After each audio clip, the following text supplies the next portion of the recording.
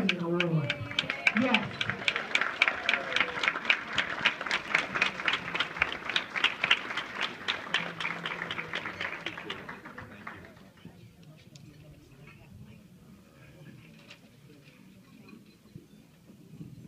Do I talk now, Carol? Yes, you talk. I want to start by thanking my great friends who introduced me, Veronica Douglas, who I knew when she first came to Channel 8, knew she was going to do great things, and she has done wonderfully, and I'm so proud of her. And my great friend, Gil Simmons, who I hope you guys know that we do the noon newscast together. It's one of our top-rated newscasts on News 8, and this man is hands down the best meteorologist in the state of Connecticut.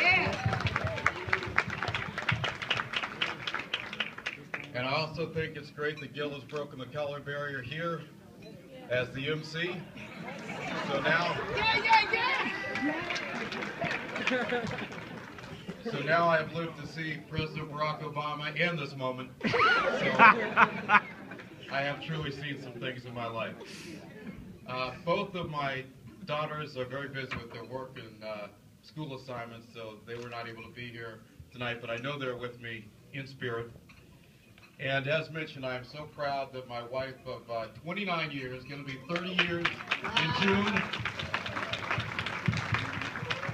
is here. And like Ronnie said, she's got my front and my back. And before I came over here, I said to her, how long do you think I should speak? About 5 minutes or so? And she said, no, don't go 5 minutes. Just keep it within 2 or 3 minutes, please. And I am truly honored by this award, and that Mrs. Carol E. Brown thought of me and considered me.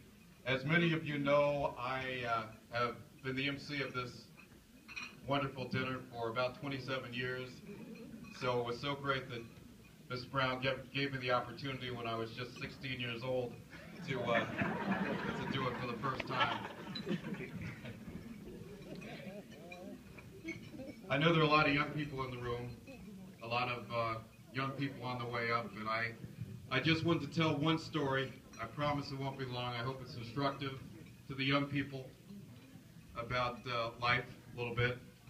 And I want to take you back to when I was in college. I was a junior in college, and during my junior year, I kind of fooled around a little bit too much in college, and I had to drop out of a few classes.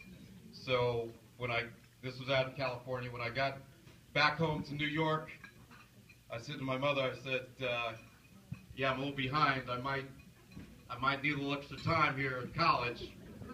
And she very firmly said, you will not need any extra time. Next June, I am coming out to that graduation, and I expect for you to be walking on that stage.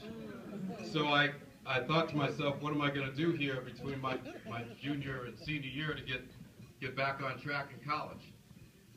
There was a wonderful college on Long Island, C.W. Post University.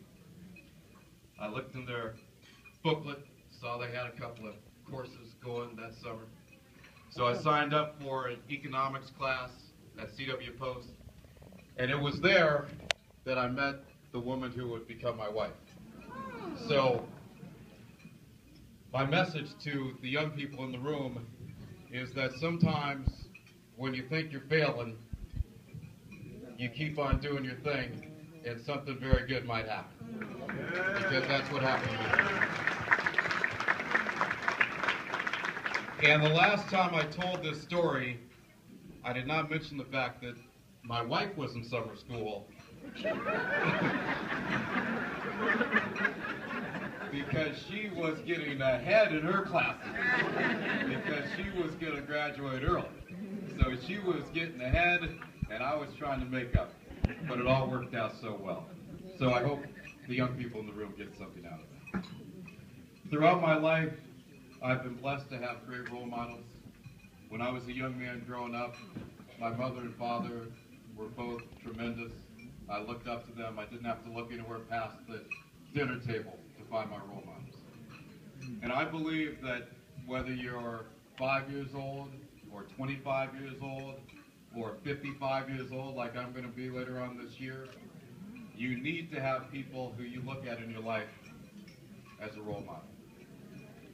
And I have tried during my years here in Connecticut to try to be a role model to people. I've done my very best. I think one reason why Ms. Brown thought about me for this award was because of that fact. And I just want to say that I think if you're a success, you have somebody to look up to, and you have somebody that's your vision. So I just thank you so much for this award.